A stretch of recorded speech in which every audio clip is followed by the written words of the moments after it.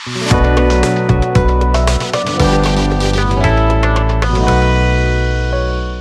Students, स्वागत है आपका समर्थ एग्जाम प्रेप पर। और जैसा कि हमने पिछले लेक्चर में बात की थी, पॉपुलेशन ऑफ इंडिया के कॉन्टेक्स्ट में हमने बात की थी, तो आज उसी चैप्टर के फर्दर एक तरीके से एडवांसमेंट में हम बात करेंगे माइग्रेशन वाले एस्पेक्ट के बारे में। पिछली जो हमने जो स्कीम की थी फंडामेंटल ऑफ ह्यूमन ज्योग्राफी के तहत, उसमें हमने वर्ल्ड लेवल पे इसी तरीके से इसी सीक्वेंस में चीज़ों को देखा था। तो आपने पिछली क्लासों में देखा होगा कि किस तरीके से एक चीज दूसरी चीज के साथ जुड़ी हुई है। जैसे पॉपुलेशन में हमने देखा था, पॉपुलेशन की जो डेंसिटी थी या उसके जो अदर एस्पेक्ट्स है, जैसे सेक्स रेशियो है, वो वाले एस्पेक्ट थे। फिर उसके बाद एक माइग्रेशन का एस्पेक्ट था। उसी तरीके से जो इंडियन ज्योग्राफी वाला जो ये वाला सेगमेंट है, जिसमें इंडियन पीपल और इकोनॉमी नाम से आपकी ये बुक है, टेक्स्ट बुक है, इसमें भी इसी सिक्वेंस में चैप्टराइजेशन है। इससे आपको दो चीज समझने में सहायता मिलेगी। एक तो ये कि कंटेंट को आपको किस तरीके से पढ़ना है। आपको वर्ड लेवल की चीज़ें पढ़नी है पहले, ताकि आप उसकी जो एप्लीकेशंस हैं, कुछ डेफिनेशंस हैं, उनको यहाँ भी अप्लाई कर पाएँ। दूसरा, एक जो चीज़ होती है, एक जो चैप्टर होता है, वो अगले चैप्टर के लिए कई बार रॉ मटेरियल का काम करता है। अगर आपका पिछला चैप्टर क्लियर नहीं है तो अगले चैप्टर में आपको उतनी ज़्यादा समस्या आती है, उतनी ज़्यादा आपको दुविधाएं आती हैं। तो आपको भी इसी सिस्टम के साथ, इसी सिस्टमेटिक अप्रोच के साथ अपनी स्टडी को करना है। तो आपसे मैं बार बार ये बात कह रहा हूँ कि आप वीडियो को शुरू से देखें और पीछे के जो वीडियो हैं उनको मिस ना करें, ताकि आप बेहतर समझ विकसित कर पाएं। समर्थ एग्जाम प्रेप की अगर आपने अभी ऐप डाउनलोड नहीं किए तो आप इसकी ऐप डाउनलोड कर लीजिए, ताकि आपको जो हमारे वीडियो है वो कंटिन्यूएशन में प्राप्त हो सके। आपके अदर डोमेन के भी अगर कोई सब्जेक्ट है, उसके वीडियो भी आपको निश्चित इंटरवल के ऊपर आपको वहाँ पे प्राप्त होंगे। साथ में जो और एडवांस मटेरियल है, स्टडी मटेरियल है, वो भी आपको वहाँ पे टाइमली प्रोवाइड करवा दिया जाएगा। तो आज का अपना टॉपिक है migration, types, causes and consequences. तो माइग्रेशन की हमने बात की थी पहले, आपको एक बार रिकॉल कराता हूं। माइग्रेशन क्या है? एक आदमी जब एक जगह को छोड़ के दूसरी जगह पे जाता है तो वो क्या है? माइग्रेशन है। कई बार ऐसा होता है कि आदमी खुद जाता है, कई बार क्या होता है उसकी कोई मजबूरी होती है। जब आदमी खुद जाता है, उस चीज को क्या बोला जाता है? पुल फैक्टर। पुल फैक्टर कब होता है? जब वो सामने जिस जगह पे जा रहा है उस जगह के अंदर ज्यादा पॉसिबिलिटीज होती हैं, तो वो उसको पॉसिबिलिटी के हिसाब से आकर्षित करती है माइग्रेट करने के लिए। और कई बार जहां पर वो व्यक्ति है वहां पे इतनी एडवर्स कंडीशंस होती है कि वहां पे उसके लिए सर्वाइव करना या अच्छी क्वालिटी लाइफ जीना उसके लिए पॉसिबल नहीं हो पाता, तो वो उस जगह को छोड़ के दूसरी जगह पे जाता है। उसे बोलते हैं पुश फैक्टर। तो ये माइग्रेशन में हमने ये चीज देखी थी।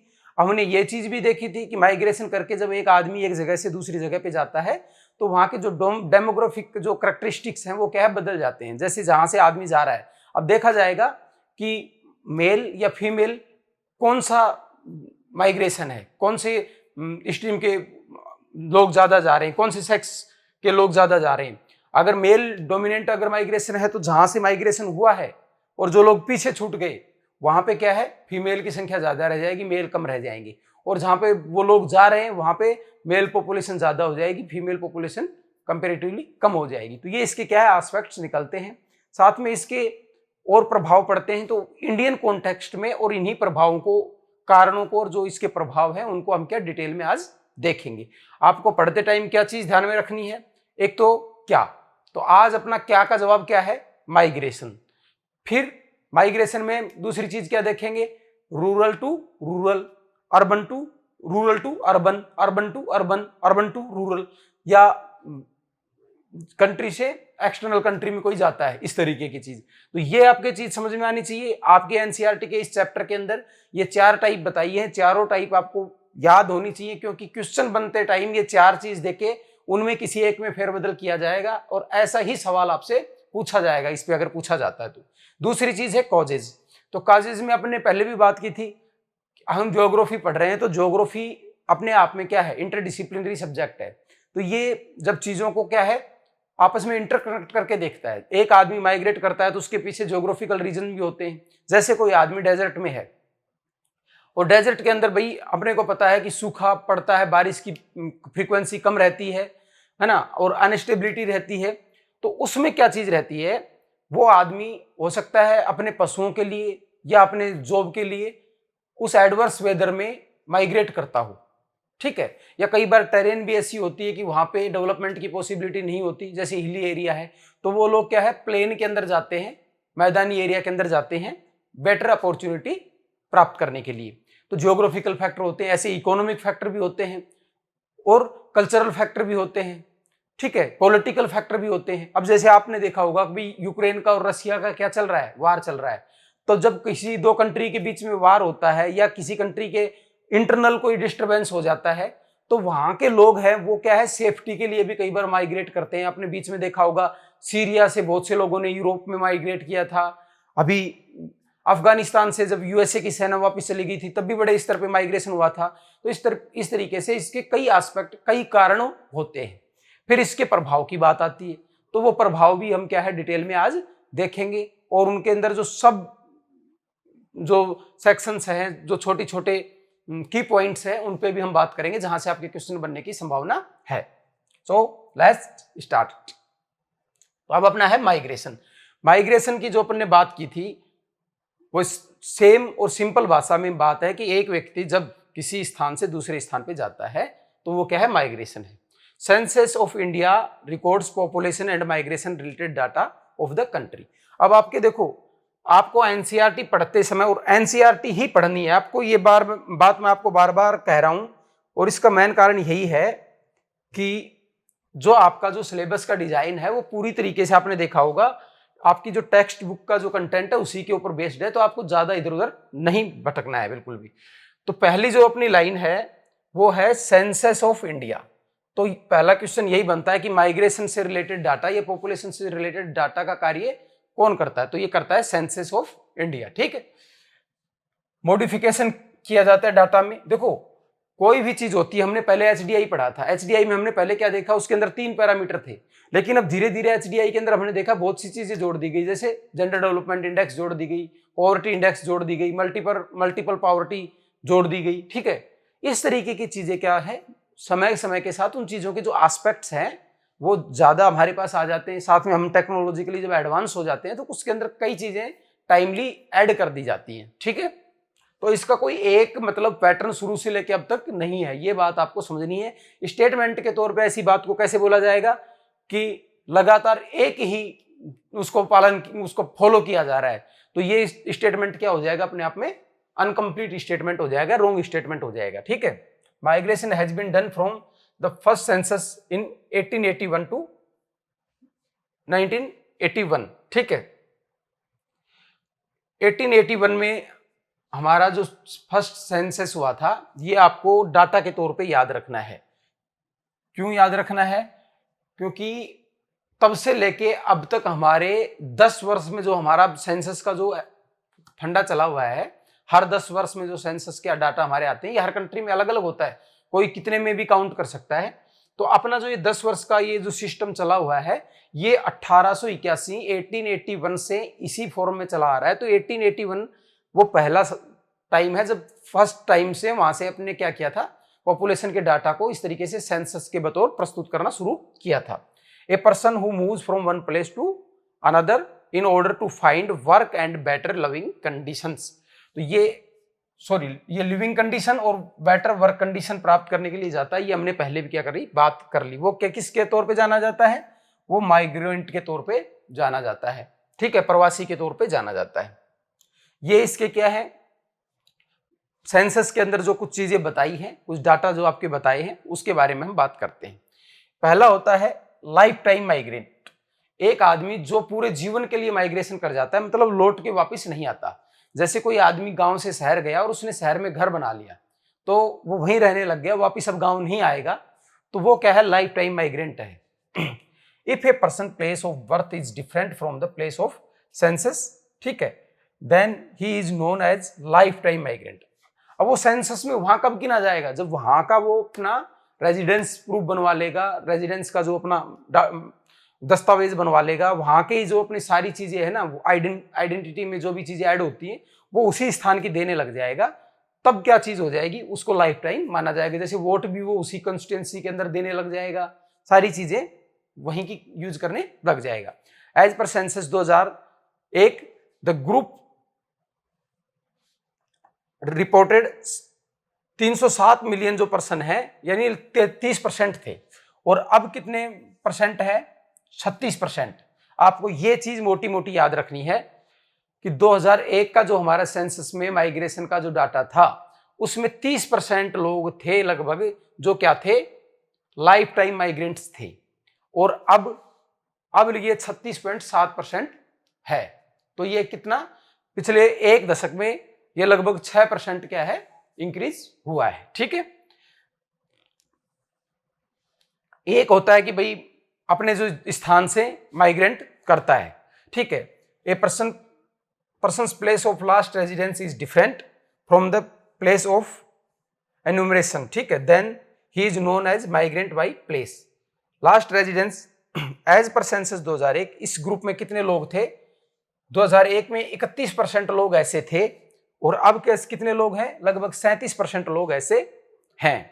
ठीक है, तो आपको इसमें क्या चीज देखनी है? इसमें पूछ ले लाइफ टाइम माइग्रेंट में इसमें कौन सा ज्यादा है, तो हल्का सा ही फर्क है, लेकिन लाइफ टाइम माइग्रेंट्स है वो कम है, और माइग्रेंट बाई प्लेस है ऑफ लास्ट रेजिडेंस वो क्या है? ज्यादा है। ठीक है, ये दो फैक्ट यहां से बनते हैं। सेंसस ऑफ इंडिया करवाता है 1881 से, इसको क्या किया गया था? शुरू किया गया था। इससे ज्यादा इसमें आपको जानने की जरूरत नहीं है।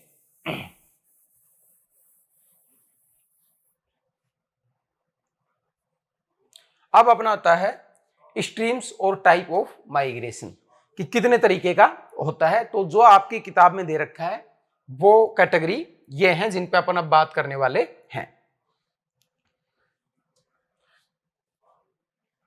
टू टाइप ऑफ माइग्रेशन के रूप में देखा जाता है। पहला है इंटरनल माइग्रेशन और दूसरा है एक्सटर्नल माइग्रेशन। ठीक है, इंटरनल में क्या चीज आती जाती है? देश के अंदर अंदर होता है वो वाली चीज। It refers to the movement of people within the country. ठीक है, देश के अंदर अंदर जो होता है, तो ये intra state inter state migration हो सकता है, एक राज्य से दूसरे राज्य में जाए। जैसे कोई यूपी का, बिहार का व्यक्ति है, वो महाराष्ट्र में जाता है, पंजाब में जाता है। ठीक है, ये इंट्रा स्टेट हो गया। ठीक है, और इंटर स्टेट क्या हो गया भाई? उसके अंदर अंदर करे। ठीक है, अपने स्टेट के अंदर अंदर करे। सॉरी, इंट्रा का मतलब हो गया अदर में जाए, और इंटर मतलब इंट्रा स्टेट। मैं इसको लिख ही देता हूं क्लियरिटी के साथ आपके लिए, है ना। थोड़ा सा मैं भी इसमें बोलने में कंफ्यूज हो गया था।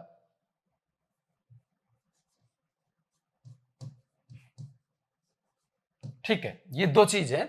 इंट्रा स्टेट है जब उसमें क्या करता है, कोई आदमी से अपने गांव से शहर में चला जाता है लेकिन अपने राज्य में ही रहता है, इंट्रा में आ जाता है। ठीक है, और इंटर में क्या आ जाता है? जब कोई व्यक्ति अपना राज्य छोड़ के दूसरे राज्य में चला जाता है। सिंपल है ये। उसमें उस टाइम थोड़ा कंफ्यूजन हो गया था, आपको इसमें बिल्कुल भी कंफ्यूजन अब नहीं रखना है। ठीक है, अभी इंटर वाले की जो बात चल रही है, इसमें क्या चल रहा है, किस तरीके से जो अपने देश के अंदर होता है उसमें किस तरीके की चीजें निकल के आती है। तो ये 4 स्ट्रीम निकल के आती हैं। इसमें 4 जो तरीके के जो होते हैं इंटरनल माइग होते हैं, वो 4 तरीके के होते हैं। पहला होता है इसमें रूरल टू रूरल। अब जैसे कोई गांव का आदमी है, दूसरे गांव में जाता है काम करने के लिए, ठीक है, तो वो रूरल टू रूरल हो गया। दूसरा हो गया रूरल टू अर्बन, गांव का आदमी शहर में जाता है, ठीक है। तीसरा हो गया अर्बन टू अर्बन, ठीक है, शहर से शहर, जैसे छोटे शहर से बड़े शहर में जाता है आदमी। और तीसरा है अर्बन टू रूरल। तो कई बार क्या होता है, अर्बन एरिया से आदमी कई कारणों से, जैसे मान लो कोई आदमी शहर में गया, शहर के अंदर उसको अपॉर्चुनिटी नहीं मिली, वो स्टेप वहां पे पहले जाके सेटल भी हो गया, लेकिन वो कल्चरल रीजन से या किसी भी रीजन से कई बार शहर से गांव की तरफ वापस माइग्रेट भी कर सकता है। ऐसा भी हो सकता है कि जैसे कोई शहर की कोई लड़की हो और वो शादी होके गांव में चली जाए, तो वो भी एक तरीके का अर्बन टू रूरल माइग्रेशन हो जाएगा। आपने देखा होगा इंडिया का जो कॉन्टेक्स्ट है ना, इसमें जो मैरिज है, आपकी बुक में इसको काफी फोकस किया गया है। इंडिया का जो माइग्रेशन का डाटा है उसके ऊपर जो मैरिज एस्पेक्ट है उसका काफी ज्यादा असर है।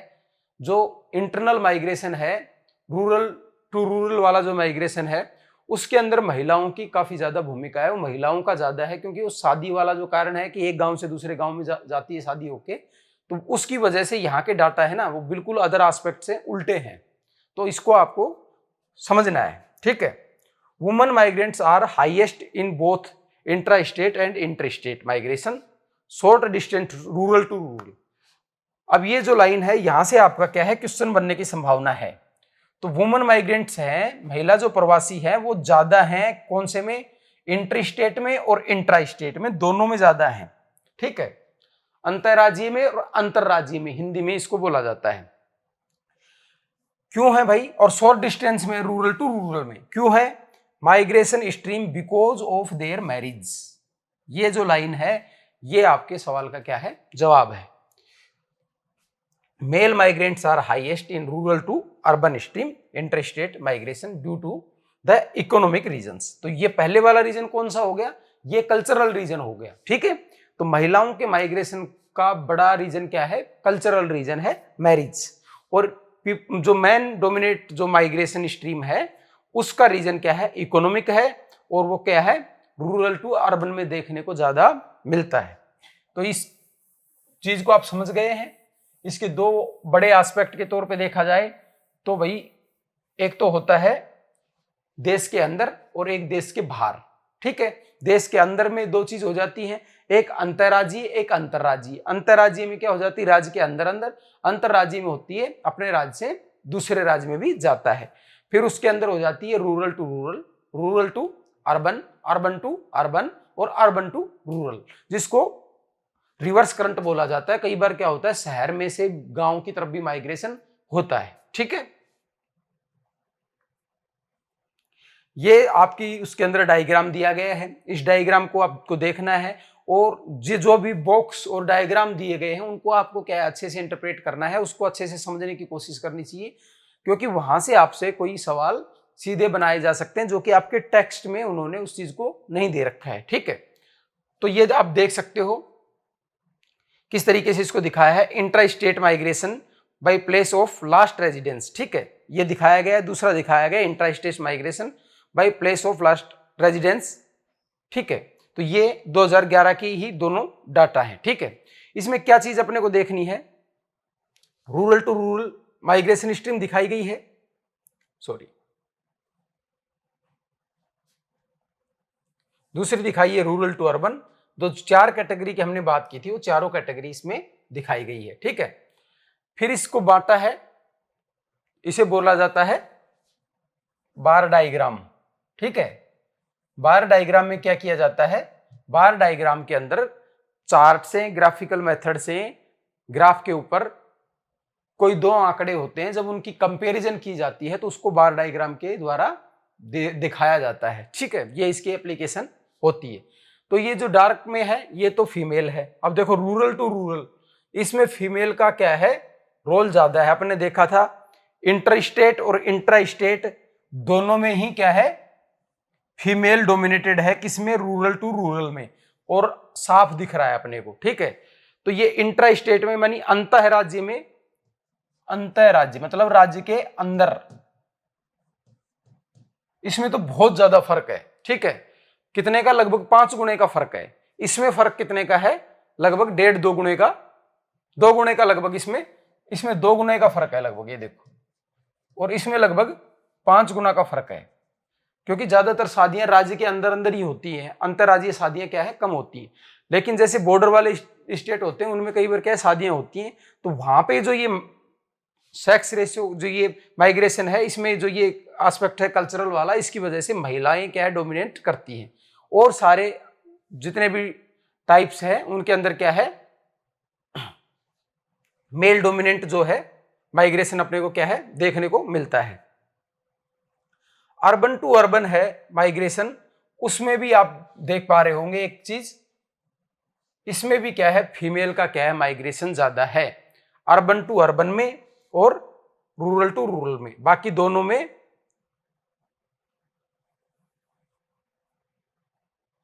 Female male, male female.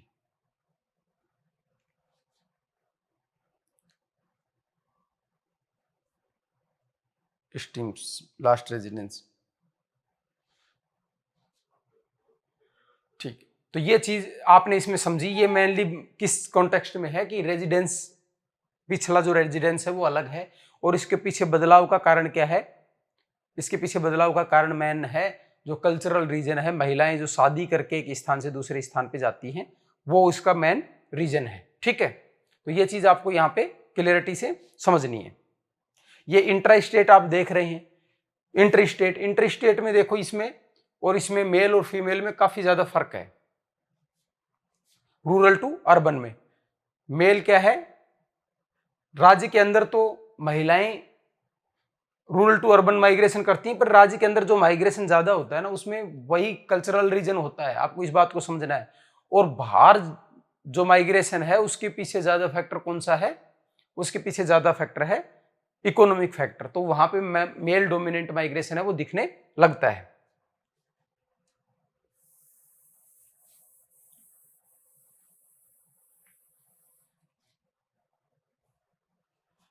अब ये एक बॉक्स दिया हुआ है आपके उसमें एनसीईआरटी में इंडियन डायस्पोरा के नाम से। पिछली क्लास में हमने जब पॉपुलेशन पढ़ रहे थे और उसके बाद हमने आगे भी टर्शरी सेक्टर जब पढ़ा था, उसमें हमने दो जगह पे इस डायस्पोरा शब्द को देखा था।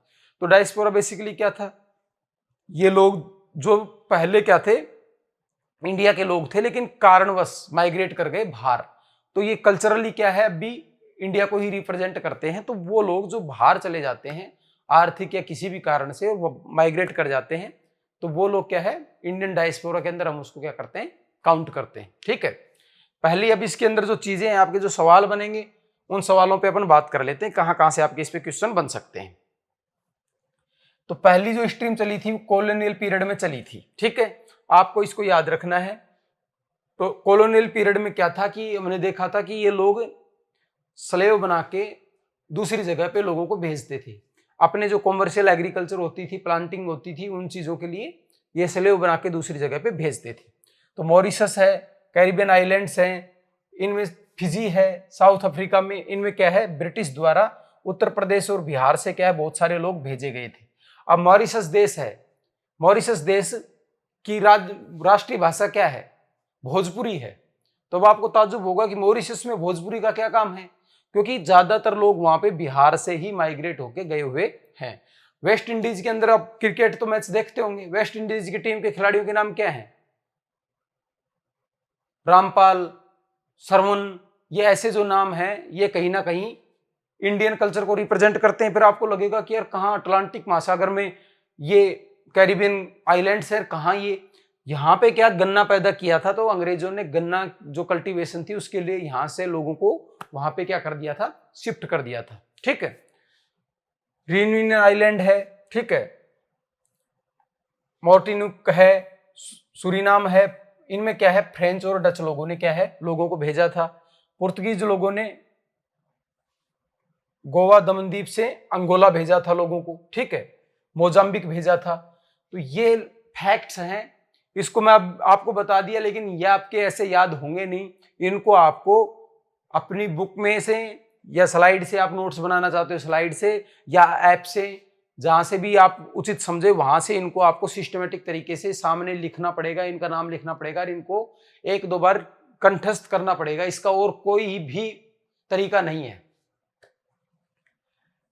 तो ये लोगों को भेजा किस लिए गया था, प्लांटेशन के वर्क के लिए। All such migrants were covered under the time bound contract, उसे क्या बोला जाता था, गिरमिट एक्ट। इनको गिरमिटिया बोला जाता था। आपके जैसे इसमें कई बार आपने सुना होगा, अपने बड़े बुजुर्ग हैं तो ये गिरमिटिया होते थे, एक निश्चित टाइम के लिए इनका एक वो बनता था और इनको क्या है वहां पे भेजा जाता था। तो ये पूछ लेगा गिरमिट एक्ट किससे रिलेटेड है, तो ये प्लांटेशन के लिए निश्चित टाइम के लिए जो एक कॉन्ट्रैक्ट बनता था जो इन लोगों को एक जगह से दूसरी जगह भेजने का, उसी को गिरमिट एक्ट बोला जाता था। ठीक है, सेकेंड वेव माइग्रेशन की, ठीक है, कब आई थी, neighbouring countries in recent times, professional artisans, traders, factory workers, ये लोग किस तलाश में गए, इकोनॉमिक अपॉर्चुनिटी और इनकी तलाश में गए। जैसे Thailand, Malaysia, Singapore, Indonesia, Brunei, ठीक है, अफ्रीकन कंट्रीज, इनमें ये लोग इकोनॉमिक रीजन से रिसेंटली कुछ समय पहले गए। ये लोग क्या थे, प्रोफेशनल्स थे, इनके अंदर कोई स्किल्स थी, ये अपनी वो चीजें देने के लिए वहां पे गए थे। ठीक है, लेकिन अभी धीरे धीरे क्या हुआ है, पहले उस टाइम पे क्या था, semi skilled and skilled labour था ना, वो क्या है, ज्यादा माइग्रेट कर रहा था, इस तरीके के लोग माइग्रेट कर रहे थे। There was a study outflow of India's semi skill, ठीक है, कंटिन्यूटी इसमें स्टडीली क्या कर रहे थे ये लोग, आउटफ्लो कर रहे थे। 1970 तक there was also some outflow of entrepreneurs, ठीक है, store owners, professionals, businessman to western countries. अब इन कंट्रीज के अंदर क्या है, अलग तरीके की डिमांड है। तो यहाँ पे वेस्टर्न कंट्रीज डेवलप्ड कंट्रीज हैं, तो यहाँ पे एंटरप्रेन्योर, स्टोर ओनर्स, प्रोफेशनल लोग क्या है, उन कंट्रीज के अंदर बेटर पॉसिबिलिटी के लिए माइग्रेट कर रहे थे। अब जो थर्ड वेव आई है, आपके सवाल पूछने की ज्यादा संभावना कहां से है, यहां से है, और जो फर्स्ट वेव है उसमें से क्वेश्चन बनने की ज्यादा संभावना है। Of migrant was comprise by professionals, ठीक है, प्रोफेशनल का तीसरा वेव है ना, इसमें प्रोफेशनल्स का ज्यादा माइग्रेशन हुआ है। किन किन लोगों का, डॉक्टर है, इंजीनियर हैं, ठीक है, सॉफ्टवेयर इंजीनियर है, मैनेजमेंट कंसल्टेंट है, फाइनेंस एक्सपर्ट्स हैं, मीडिया पर्सन्स हैं, इन लोगों का क्या है 1980 तक बहुत ज्यादा क्या है माइग्रेशन हुआ है। और किन देशों में हुआ है, USA, Canada, UK, Australia, New Zealand, Germany, इन देशों में हुआ है। क्योंकि ये प्रोफेशनल जो चीजें हैं ये एक निश्चित लेवल की स्किल और टेक्नोलॉजी की बात करती हैं, और इनकी डिमांड और इनकी अवेलेबिलिटी कहां पर है, डेवलप्ड नेशन में ही ज्यादा है। तो आप देख रहे होंगे कि जो माइग्रेशन का ट्रेंड पैटर्न है ना, उसमें इस चीज का भी असर पड़ रहा है कि कौन लोग माइग्रेट कर रहे हैं। तो कौन व्यक्ति है माइग्रेट कर रहा है, इससे ये भी पता चलता है कि वो कहाँ पे माइग्रेट करेगा, स्किल्ड आदमी है वो कहाँ जाएगा, और एक नॉर्मल मजदूरी के लिए एक आदमी जा रहा है तो किस कंट्री के अंदर उसके चांस है माइग्रेट करने के। This professional enjoy the distinction of being highly educated, highest earning, ठीक है, ये लोग क्या थे, इनके अंदर स्किल थी, तो ये क्या है वहां पे भी जाके इनको अच्छा पेमेंट मिलता था, अच्छी अर्निंग वहां पे इनकी होती थी। लिबरलाइजेशन आ गया अपने 90s में, तो अब क्या है, एजुकेशन एंड नॉलेज बेस्ड जो Indian immigration has made Indian diaspora one of the most powerful diaspora. अब एजुकेशन के कारण और नॉलेज के कारण अब क्या है, पढ़ने के लिए भी बहुत सारे बच्चे बाहर जाने लगे। अभी आपने देखा यूक्रेन के अंदर ऑपरेशन गंगा चला के वहां से स्टूडेंट्स को क्या किया गया था, वापस बुलाया गया था। तो अब दुनिया के लगभग हर देश में इंडिया के लोग क्या हैं, पढ़ने के लिए, नॉलेज सेक्शन में काम करने के लिए इनके लिए अब माइग्रेट करते हैं। तो अब दुनिया में जो हमारा डायस्पोरा है वो मतलब हम चोटी के देशों के अंदर इसके अंदर हम आते हैं। अब इनका लाभ क्या होता है भाई, ये लोग वहां से मुद्रा है वो भेजते हैं, करेंसी है दूसरे देश से हमारे देश में आती है, जैसे डॉलर का जो फॉरेन करेंसी का एक तरीके से इनफ्लो होता है देश की इकोनॉमी के अंदर से, इससे क्या है इकोनॉमी को क्या है बूस्ट मिलता है। फिर है international migration, it refers to movement people out of the country, ठीक है, ये सिंपल बात है। उसमें भी हमने बात की थी उस चैप्टर में जब हम बात कर रहे थे माइग्रेशन वाले एस्पेक्ट्स में, हमने बात की थी पहले, लास्ट चैप्टर भी एक इसके ऊपर हो चुका है आपको याद होगा, फंडामेंटल ऑफ ह्यूमन ज्योग्राफी में, तो वहां हमने इसके ऊपर बात कर ली थी। तो अभी इसके बारे में हम कुछ फैक्ट्स देख लेते हैं इंडिया के कॉन्टेक्स्ट में कि किस तरीके से। तो इंडिया की अगर बात करी जाए तो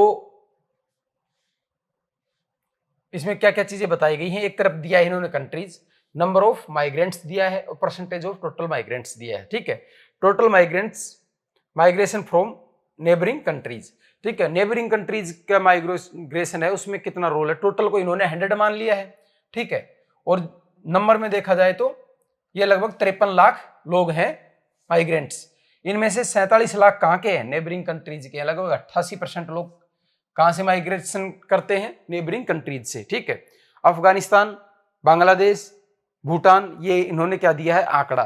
तो आंकड़े में अपने को क्या देखना है, सबसे ज्यादा कहाँ के हैं, बांग्लादेश के, कितने 51.2% के आसपास ये हैं, ठीक है, और सबसे कम कहाँ के हैं, तो सबसे कम है अफगानिस्तान के और चाइना के, ये लगभग 0.1% यानी नगण्य के बराबर हैं, ठीक है, अफगानिस्तान, चाइना, भूटान से भी कम है, चाइना से 0.3 है, भूटान से 0.1 है, इनसे क्या है कम है माइग्रेशन कंपेरेटिवली, और बांग्लादेश का क्या है सबसे ज्यादा है, ठीक है।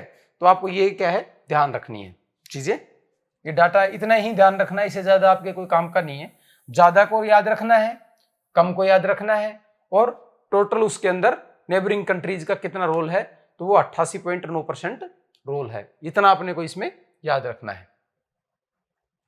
अब इसमें स्पेशल वेरिएशन आता है, स्थान के हिसाब से जो बदलाव आता है, चेंजेस आते हैं, उसके बारे में बात करते हैं। In India there is an uneven special, ठीक है। तो ये अपन ने पहले बात की थी लास्ट चैप्टर में, आपको याद होगा कि जब भी अपन पॉपुलेशन को पढ़ेंगे तो कभी भी इसका पैटर्न है ना, पूरे ग्लोब पे, पूरी दुनिया में एक जैसा नहीं मिलता, एक जैसा देखने को नहीं मिलता, उसके अंदर कुछ अनइवन पैटर्न होता है, कुछ जगह पे ज्यादा, कुछ जगह पे कम, ये वाली चीज देखने को मिलती है। इसमें क्या है, इन माइग्रेशन की बात करें, भले ही हम आउट माइग्रेशन की बात करें, ये एक जैसी करेक्टरिस्टिक को एक जैसी उसको शो नहीं करता, सिमिलरिटी इसमें नहीं दिखती है, ठीक है।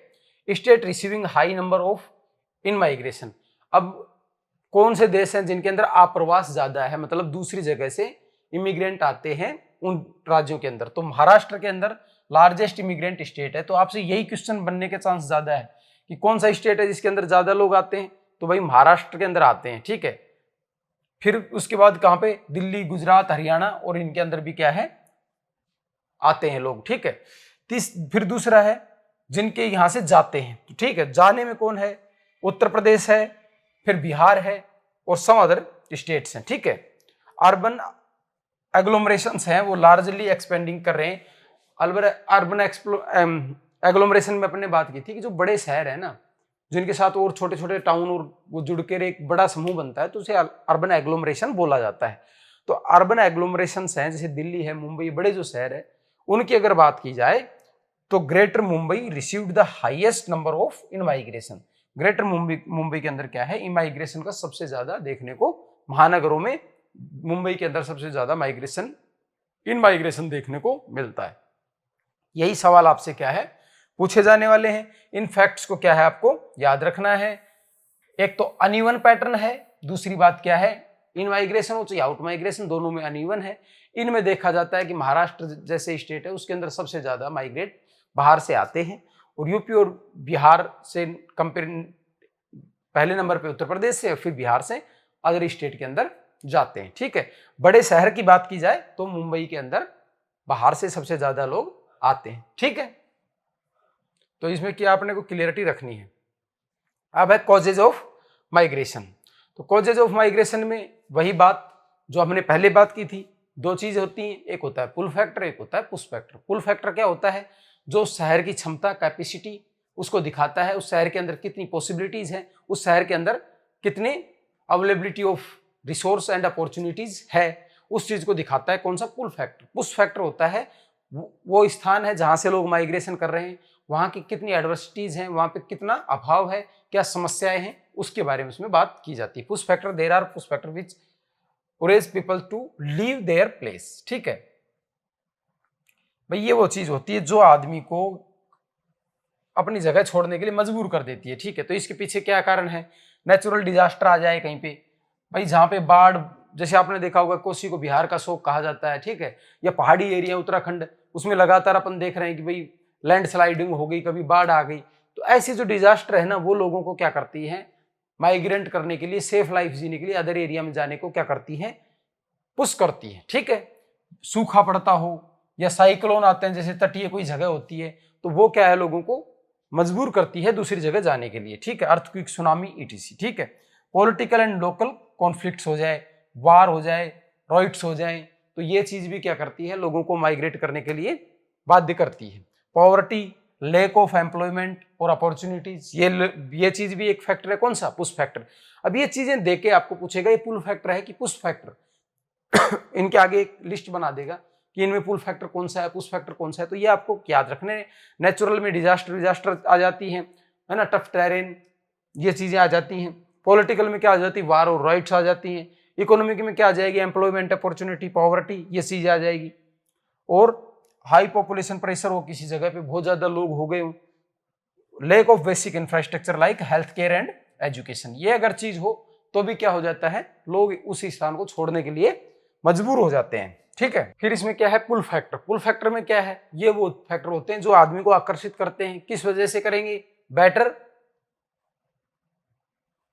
Better opportunities for education, health facility, entertainment. According to the estimation about 38% male migrate for work and employment where is only 3% female migrate for the same reason. अब देखो ये एक एस्पेक्ट निकल के आया था जहां पर बार बार बात कर रहे थे कि 38% जो क्या है मेल हैं वो इकोनॉमिक रीजन से क्या करते हैं, माइग्रेट करते हैं। किस कारण से? वर्क और एम्प्लॉयमेंट के लिए माइग्रेट करते हैं, जबकि महिलाएं इसी रिफरेंस में यानी इकोनॉमिक और जो एम्प्लॉयमेंट वाला कारण है इसकी वजह से महिलाएं सिर्फ 3% ही माइग्रेशन करती हैं। ये होने को तो एक इकोनॉमिक फैक्टर है, लेकिन इसके पीछे क्या है? कल्चरल फैक्टर है। कल्चरल फैक्टर क्या है? हमारे यहाँ पे पैट्रियार्कल सोच है। पैट्रियार्कल सोच होने की वजह से क्या है, ये माना जाता है कि भाई महिला तो घर का ही काम करेगी, कमाने के लिए कौन है? पुरुष है, तो पुरुष ही जाएगा बाहर। तो महिला को एक निश्चित एजुकेशन के बाद ना तो आगे ज्यादा पढ़ाया जाता है कि भाई इसको क्या करना है, और अगर वो पढ़ भी जाती है तो फिर उसकी जॉब अपॉर्चुनिटी बहुत क्या है, सीमित हो जाती है। वो क्या है, बस नॉर्मल वहीं पे जॉब कर सकती है, जैसे आंगनवाड़ी, कोई आशा वर्कर या कोई टीचर, कितने स्तर पे? अपने आसपास के एरिया में। उसको बहुत ज्यादा दूर माइग्रेट करके जॉब करने के लिए या इकोनॉमिक रीजन से फ्रीली जाने नहीं दिया जाता है। ठीक है। अब 2011 में बात बता रहा है कि 2011 में इसमें क्या है, गिरावट आई है 4.2% की। ठीक है। अब कह रहा है कि भाई अबाउट 65%, ये जो आपने पहले वहां बात कर ली थी कि लगभग 70% महिलाएं जो हैं 2011 के सेंसस के अकॉर्डिंग माइग्रेट करती हैं। किस आधार पे? मैरिज के आधार पे। और भाई 2% मेल ही हैं वो घर जमाई बनते हैं। ठीक है। मैरिज के कारण घर जमाई कोई बनता नहीं है, तो 2% मेल ही मैरिज के कारण क्या करते हैं, माइग्रेट करते हैं। लेकिन कुछ लोग घर जमाई बनते होंगे तभी तो 2% आंकड़ा आया है, क्योंकि नॉर्थ इंडिया की स्टेट है उनमें तो 2% का आंकड़ा भी बनना बहुत मुश्किल है। तो इसके पीछे कुछ रीजंस क्या है? This migration of males is higher in Meghalaya, क्योंकि मेघालय में क्या होता है, शादी होके लड़का लड़की के घर जाता है। ठीक है।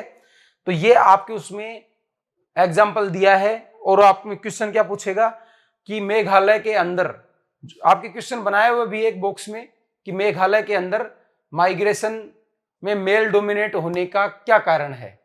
तो वहां पे कारण यही है कि शादी होके वहां लड़का लड़की के घर जाता है और जगह पे क्या है, लड़की लड़के के घर आती है। ठीक है।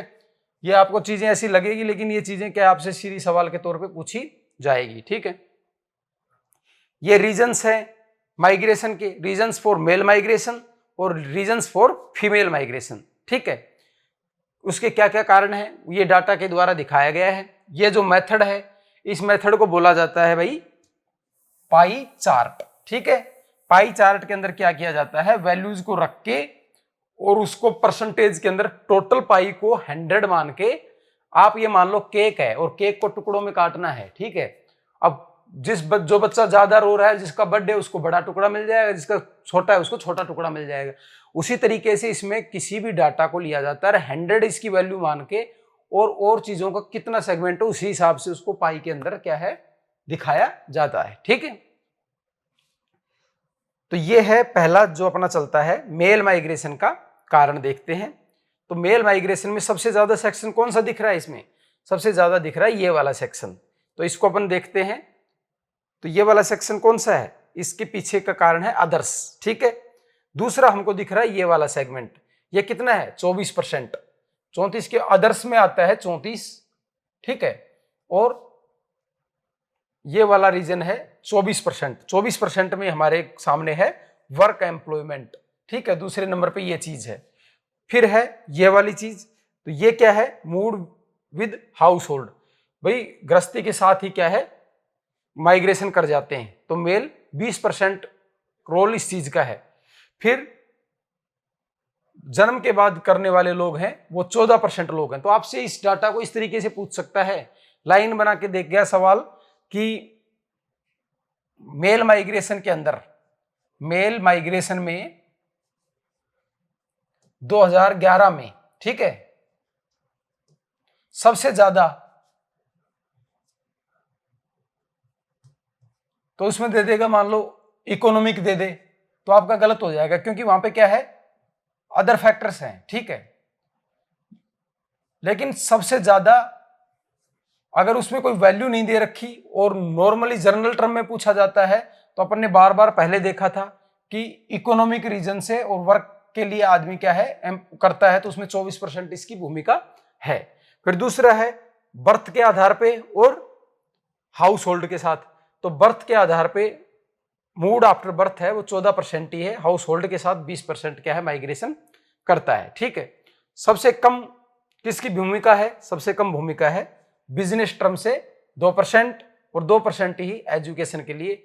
अगर आप भी पढ़ने दूसरे शहर जाओगे तो आप 2% लोगों में काउंट रहोगे। आप अपनी वैल्यू पहचानो कि 2% लोगों में रहोगे। बहुत कम लोग हैं जो इस पर्पज से क्या है माइग्रेशन करते हैं। ठीक है, फीमेल में देखो, अब देखना चेंज। एजुकेशन सेगमेंट है 1%, गिरावट साफ दिख रही है। दूसरा है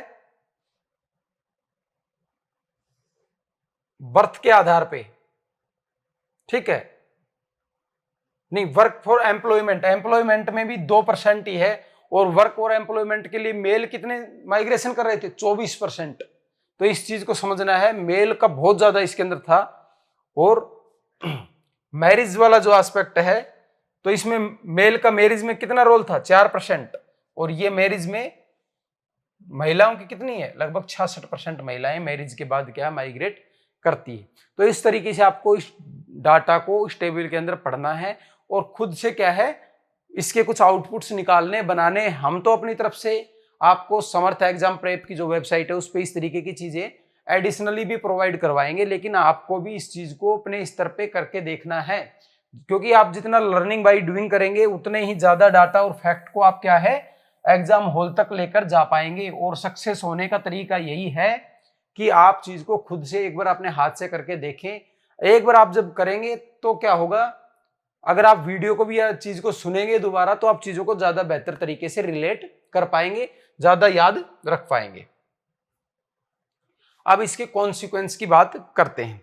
तो कॉन्सिक्वेंस ऑफ माइग्रेशन क्या है? कॉन्सिक्वेंस ऑफ माइग्रेशन है अनइवन जो अपॉर्चुनिटी का क्या है डिस्ट्रीब्यूशन होता है, उसकी वजह से क्या है ये चीज जन्म लेती है। हमने देख लिए। इकोनॉमिक कॉन्सिक्वेंस की बात करें तो ये पॉजिटिव भी हो सकते हैं और नेगेटिव भी हो सकते हैं। पॉजिटिव की बात क्या होती है?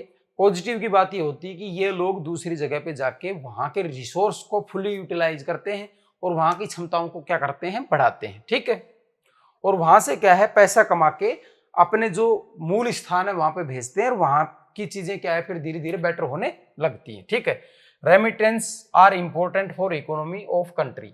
अब अपना जो डायस्पोरा था, भारत पहले नंबर पर है, आपके इसमें दिया नहीं है डाटा, लेकिन इंडिया है वो दुनिया में पहले नंबर पर है। लेटेस्ट अब जो डाटा की बात की जाए, जहां के लोग बाहर से पैसा कमा के अपने देश में भेजते हैं, उसके अमाउंट की अगर बात की जाए तो देश दुनिया में इंडिया कौन से नंबर पर है? पहले नंबर पे। ठीक है, migrants set remittance to their family members for food, repayment of loans, debts, treatment, marriage, children's education, agriculture inputs।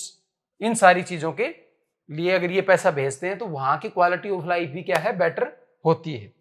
Green revolution हुई है पंजाब के क्षेत्र में, हरियाणा के क्षेत्र में और वेस्टर्न उत्तर प्रदेश में, वो सक्सेसफुल हो पाई क्योंकि वहां पे migrants from rural area of eastern Uttar Pradesh, Bihar और मध्य प्रदेश और उड़ीसा से जो लोग आए मजदूर बन के, उन्हीं लोगों ने वहां की जो औद्योगिक जो हरित क्रांति थी कहाँ की? पंजाब, हरियाणा और पश्चिमी उत्तर प्रदेश की, उसको सक्सेसफुल बनाया। तो कई जगह की जो इकोनॉमिक एक्टिविटीज होती हैं उन इकोनॉमिक एक्टिविटीज को मतलब ज्यादा बेटर तरीके से चलाने के लिए जो माइग्रेंट वर्कर्स होते हैं उनकी काफी बड़ी भूमिका होती है। ठीक है, नेगेटिव रोल क्या है भाई? नेगेटिव यह है कि ये जहां जाते हैं वहां पे ओवर क्राउडिंग हो जाती है, पॉपुलेशन प्रेशर बन जाता है। ठीक है, ज्यादातर लोग अनस्किल्ड होते हैं तो वहां पे क्या है, हमने देखा था शहर में जब अनस्किल्ड लोग आते हैं तो वो क्या है वहन नहीं कर पाते किसका? रहने का, खाने का, स्वास्थ्य का। तो वो क्या करते हैं स्लम्स के अंदर ज्यादातर रहने लग जाते हैं। तो क्या होता है development of unhygienic slums, industry development, states like Maharashtra, Gujarat और कर्नाटक, तमिलनाडु, दिल्ली, इनमें क्या है इस स्लम्स की देखने को। तो आप समझ गए इसको भाई, जहां जाते हैं वहां की कैपेसिटी बढ़ाते हैं और जहां पे जाते हैं उसके पीछे नेगेटिव एस्पेक्ट की बात की जाए तो ओवर पॉपुलेशन हो जाती है, वहां के जो डेमोग्राफिक कैरेक्टरिस्टिक्स है वो डिस्टर्ब हो जाते हैं और प्रेशर ऑन रिसोर्स बनने से क्या है क्वालिटी ऑफ वाटर एयर वो गिर जाती है, साथ में वहाँ पे जो स्लम्स बोलते हैं अनरेगुलराइज्ड कॉलोनीज है उनका क्या है डेवलपमेंट हो जाता है, जिससे वहाँ पे क्राइम व्राइम और इस तरीके की एक्टिविटीज क्या है बढ़ जाती है। ठीक है, डेमोग्राफिक कॉन्सिक्वेंस क्या हो जाते हैं, पॉजिटिव क्या है, रिडिस्ट्रीब्यूशन होता है पॉपुलेशन का within country, the process of urbanization is depend on rural urban migration. भाई किसी देश के अंदर जो अर्बनाइजेशन की प्रोसेस है वो इसी पे डिपेंड करती है, क्योंकि अर्बन पॉपुलेशन है ना वो नेचुरल ग्रोथ के बजाय इंड्यूस्ड ग्रोथ की बात करती है। जैसे अपने बात की थी नेचुरल ग्रोथ कौन सी होती है, जीने और मरने के बीच में जो अंतर आता है, ज्यादा लोग जन्म ले रहे हैं कम मर रहे हैं, उससे जब जनसंख्या बढ़ रही है वो नेचुरल ग्रोथ है। इंड्यूस्ड क्या होती है, जो माइग्रेशन से होती है। तो अर्बनाइजेशन के पीछे बड़ा कारण क्या है, माइग्रेशन है। और अगर किसी देश के अंदर रूरल अर्बन माइग्रेशन नहीं होगा तो क्या होगा, अर्बन पॉपुलेशन का जो परसेंटेज है वो कम हो जाएगा। तो अर्बन पॉपुलेशन को बढ़ाते हैं किसी उसके अंदर ये, और रिडिस्ट्रीब्यूशन ऑफ पॉपुलेशन करते हैं। नेगेटिव में क्या है, इम्बैलेंस इन डेमोग्राफिक स्ट्रक्चर। ठीक है, age and skill selective out migration ही होता है। तो जहां पीछे जो लोग बचते हैं वहां पे क्या है, डेमोग्राफिकली वीकर सेक्शन क्या है बच जाता है, बच्चे बच जाते हैं, वीकर सेक्शन बच जाता है। Age and sex composition in is seriously affected in states of Uttarakhand, Rajasthan, Madhya Pradesh and eastern Maharashtra due to migration. अब जहां से जाते हैं वहां पे महिलाओं की संख्या क्या है, पीछे ज्यादा बच जाती है। जहां ये पहुंचते हैं वहां पे पुरुषों का क्या है, बाहुल्य हो जाता है, तो वहां का सेक्स रेशियो क्या है, काफी डिस्टर्ब हो जाता है। The same situation happens the recipient stand. जहां से जाते हैं वहां भी समस्या आती है, जहां पहुंचते हैं वहां भी समस्या आती है। ठीक है, अब अपने आते हैं सोशल कॉन्सिक्वेंसेस। सोशल कॉन्सिक्वेंस में इसमें भी वही दो एस्पेक्ट हैं, पॉजिटिव एस्पेक्ट है, नेगेटिव एस्पेक्ट है। तो हम सारे एस्पेक्ट को क्या है फिर दोबारा से एक बार देखते हैं, सोशल एस्पेक्ट में कौन कौन सी चीज है।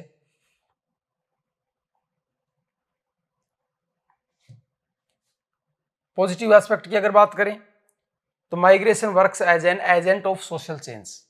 अब देखो, एक आदमी अगर गांव से शहर जाता है, अगर आप कल को गांव से शहर जाते हो और पढ़ के शहर से वापस आते हो, तो आप क्या करोगे, आप नए आइडियाज लेके, नई कल्चर लेके, एडवांस थॉट लेके वापस अपने गांव जाओगे।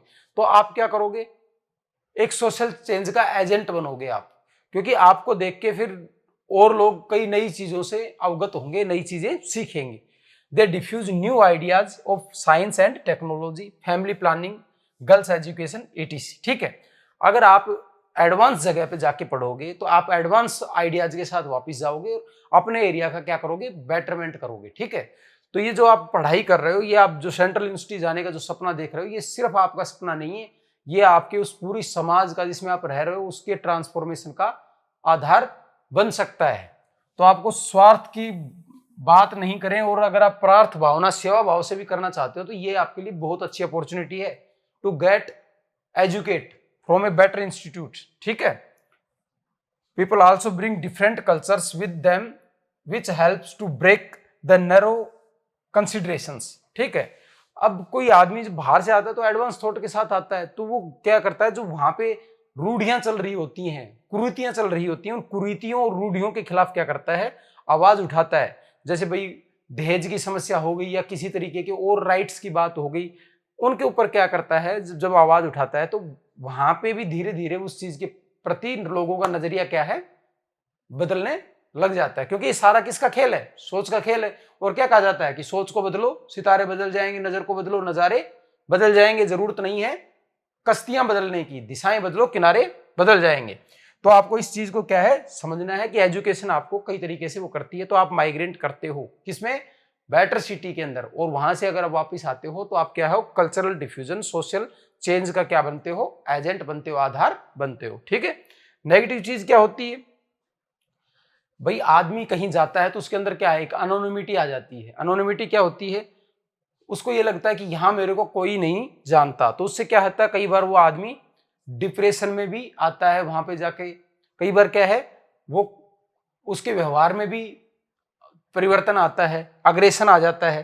तो ये चीजें किस तौर के ऊपर सामने आती हैं बाद में, ये आती है कि मेंटल हेल्थ का कई बार गिर जाना। ठीक है, आदमी का ड्रग्स अब्यूज है या इस तरीके की चीजें है उसमें इन्वॉल्व हो जाना, या क्राइम में इन्वॉल्व हो जाना, इस तरीके की चीजें भी इससे होती है माइग्रेशन होने से। ठीक है, पर अपने को क्या है, याद रखने दोनों है, पर हमेशा जीवन में फोकस करना है किसी चीज के पॉजिटिव एस्पेक्ट्स के ऊपर, क्योंकि आपके पास आएगा वही जो आप चाहते हैं, जो आप सोचते हैं। अगर आप नेगेटिव चीजों पे फोकस करोगे तो आपके पास नेगेटिव चीजें आएंगी, पॉजिटिव चीजों पे फोकस करोगे तो आपके पास पॉजिटिव चीजें आएगी। एनवायरमेंटल कॉन्सिक्वेंस की बात करें तो एनवायरमेंट पे भैया माइग्रेशन के ज्यादातर क्या है, नेगेटिव इफेक्ट ही पड़ते हैं। ठीक है, हाँ इतना हो सकता है कि आप भाई बड़े शहर से, बड़ी अच्छी जगह से पढ़ के आए, गांव के लोगों को आप क्या करो, समझाओ, पेड़ लगाने के बारे में बताओ, खुद पेड़ लगाओ, वो एक चीज हो सकती है। लेकिन नॉर्मल जो माइग्रेशन का पैटर्न है, हम तो एक ओवरऑल तरीके से देख रहे हैं, तो नॉर्मल जो एनवायरमेंट के ऊपर क्या है, इसका नकारात्मक प्रभाव पड़ता है। किस तरीके से, सिटी के अंदर क्या हो जाती है, ओवर क्राउडिंग हो जाती है, ओवर क्राउडिंग हो जाती है सिटीज एरियाज के अंदर। ठीक है, और उससे क्या है, इंफ्रास्ट्रक्चर पे प्रेशर पड़ता है, तो क्वालिटी ऑफ वाटर, एयर क्या है, गिर जाती है। अच्छी क्वालिटी का वाटर, एयर वहां पे सबको टाइमली अवेलेबल नहीं हो पाता, महंगा हो जाता है। अनप्लान्ड ग्रोथ ऑफ सिटीज हो जाती है, स्लम्स और घाटोज बन जाते हैं। ठीक है, ये इनका डेवलपमेंट हो जाता है, जैसे रेलवे पटरी के सारे या कोई ऐसे नदी का कैचअपमेंट एरिया है, उनके उस एरिया में क्या है, स्लम्स का डेवलपमेंट हो जाता है। Over crowding is also related to over exploitation of natural resources. Population pressure बनता है, नेचुरल रिसोर्स का ओवर एक्सप्लॉइटेशन होता है, तो इससे क्या है, सिटी की क्या है, हेल्थ है ना, वो गिर जाती है और सीरियस प्रॉब्लम्स आती हैं, shortage of air, water, pollution, ये सारी चीजें क्या है वहां पे देखने को मिलती हैं। ठीक है, अदर कॉन्सिक्वेंस की बात करी जाए तो इसके अलावा क्या है, when male migrants leave their wifes in rural areas, this put extra physical and mental pressure on women. ठीक है भाई, वीमेन है, उसके ऊपर क्या है, जब आदमी गांव से वहां चला जाता है तो उसको पीछे की सारी चीजें कहीं ना कहीं महिला को, अकेली को वहां पे हैंडल करनी पड़ती है। हमारी सोसाइटी का स्ट्रक्चर किस तरीके का है, मेल डोमिनेटिंग है, तो उसके लिए वहां पे क्या है, चीजों को मैनेज करना, चीजों को चलाना ज्यादा क्या है, मुश्किल हो जाता है। ठीक है, migration of women from education and employment gives them more freedom, on the other hand it also adds to their vulnerability. ठीक है, अगर महिलाएं क्या करती हैं, माइग्रेशन करती हैं एजुकेशन और एम्प्लॉयमेंट के लिए, कहाँ, गांव से बाहर दूसरी जगह पे जाती हैं, तो ये उनको क्या है, बेहतर फ्रीडम और अपॉर्चुनिटी तो प्रोवाइड करवाता है। लेकिन देखो, जब तक नियति नहीं बदलेगी तब तक नीति बनाने से कुछ नहीं होगा। तो हमारी यहाँ पे क्या है, पैट्रियार्कल सोच है, महिलाओं के प्रति हम क्या है, एक नेगेटिव दृष्टिकोण रखते हैं। अगर कोई महिला कहीं कहीं जा रही है, अकेली जा रही है, रात को थोड़ा लेट जा रही है, तो हम उसके पीछे एक अवधारणा बना लेते हैं कि ये तो वहां जा रही होगी, ये काम कर रही होगी, और हम उस अवधारणा की वजह से क्या करते हैं, हम उसको ऐसे मान लेते हैं कि भाई उसका, इससे क्या होता है, एक्सप्लॉइटेशन होने की संभावना रहती है, उसके खिलाफ हिंसा होने की संभावना रहती है, हरासमेंट होने की क्या है, संभावना बढ़ जाती है। किसकी वजह से, उसके प्रति जो एक एटीट्यूड बना हुआ है सोसाइटी के अंदर, एक जो टैबू बना हुआ है, उसकी वजह से। उससे क्या होता है, उसकी वनरेबिलिटी क्या है, बढ़ जाती है। तो ये जो एस्पेक्ट हैं हमने देखे हैं, कौन से, सोशल एस्पेक्ट है, इकोनॉमिक एस्पेक्ट है, पॉलिटिक, ये एनवायरमेंटल एस्पेक्ट है, अदर एस्पेक्ट्स है, ये हमने देखे, इनके पॉजिटिव नेगेटिव एस्पेक्ट भी हमने देखे। तो आज का हमारा टॉपिक क्या था, माइग्रेशन था। माइग्रेशन में हमने क्या चीज देखी, दो तरीके का होता है, इंटरनल होता है और एक एक्सटर्नल होता है। इंटरनल में क्या है, देश के अंदर अंदर, उसमें दो थे, इंटर स्टेट और इंट्रा स्टेट। इंट्रा स्टेट राज्य के अंदर, इंटर स्टेट दो राज्यों के बीच में। और इनकी कैटेगरी क्या थी, चार कैटेगरी थी, rural to rural, rural to urban, urban to urban और अर्बन टू रूरल। ठीक है, इसके हमने कुछ डाटाज देखे। इसमें हमने देखा महिलाओं के जो माइग्रेशन, उसके पीछे एस्पेक्ट क्या है, उसके पीछे का एस्पेक्ट है मैरिज, बड़ा एस्पेक्ट है। मेल के पीछे का एस्पेक्ट क्या है, एम्प्लॉयमेंट और वर्क की जो चीजें हैं वो उसका पीछे का एस्पेक्ट है। फिर हमने इसके इंटरनेशनल उसमें देखा, डायस्पोरा की कंसेप्ट को हमने इसके अंदर समझा, और फिर हमने इसके consequence, environmental consequence, social consequence, ये चीजें हमने देखी कि कैसे तो कई बार एजेंट बनते हैं किसके, सोशल चेंज के। दूसरी तरफ वो खुद भी बाहर जाके कई बार अनोनिमिटी की वजह से क्राइम में, ड्रग्स अब्यूज में, इन चीजों में इन्वॉल्व हो जाते हैं। एनवायरमेंटल प्रॉब्लम्स, हैजार्ड, स्लम्स, इनकी प्रॉब्लम्स क्या है, आती है। यही सारी चीजें हैं, इनकी वजह से जरूरत पड़ेगी किन लोगों की, आप लोगों की। जब आप अच्छे से पढ़ोगे और ज्यादा बेटर तरीके से चीजों को समझोगे तो आप अच्छे पॉलिसी मेकर बन पाओगे, प्लानिंग में अपना कंट्रीब्यूशन दे पाओगे, जो सोशल और जो नेशनल प्रॉब्लम्स है उनको अच्छे से रिकॉग्नाइज करके गवर्नमेंट के सामने अपना एक फीडबैक दे पाओगे। इसलिए ये आपको पढ़ना है, betterment of our country, betterment of yourself. ठीक है, तो आज की क्लास यही थी। Thank you very much.